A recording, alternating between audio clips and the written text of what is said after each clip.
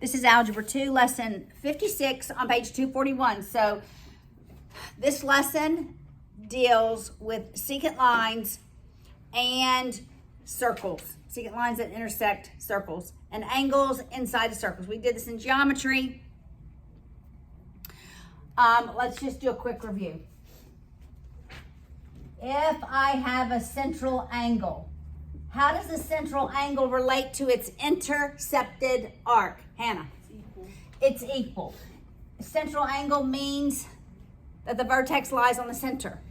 So if this is 50 degrees, the measure of the arc is 50 degrees.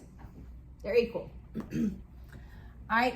If the angle is inscribed, that means the vertex actually lies on the circle itself. How does that angle relate to its intercepted arc, Therese? It's half. So if the arc is 50 degrees, this angle is 25 degrees. All right.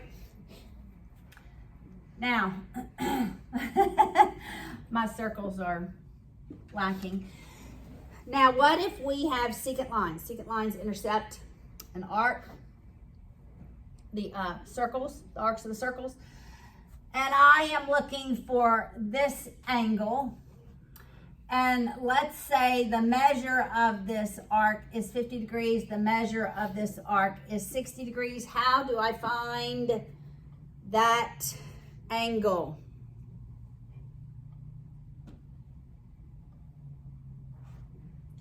Hannah, you remember? Don't you add them and divide by 2? Yeah. So it's 50 plus 60 divided by 2. 55 degrees. When the intersection of those secant lines is inside the arc, you add the intercepted arcs and divide by 2.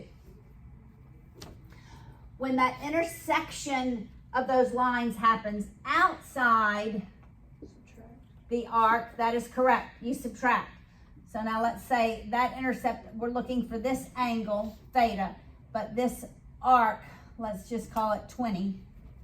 All right, so that's the measure of the arc. Got it? It's the measure of the arc. You subtract 80 minus 20 divided by 2, so that would be 30 degrees. And remember, those are vertical angles. We also have linear pair. All right, so you remember this? All right, let's look. We're not going to do the second part of this, which is proofs, but we are going to work through the 4 examples. All right, so we're going to work through the 4 practice problems together. All right, so A, on page 243, A, what is the measure of X? Evie? It is 70 degrees. And you got that by 80 plus 60 divided by 2. Got it? Everybody with me? Jesse, what about B? Would be 10 degrees. 10 degrees, and you got that? I was subtracted and divided by 2. 80 minus 60 divided by 2. C. Michael? 50? I don't know.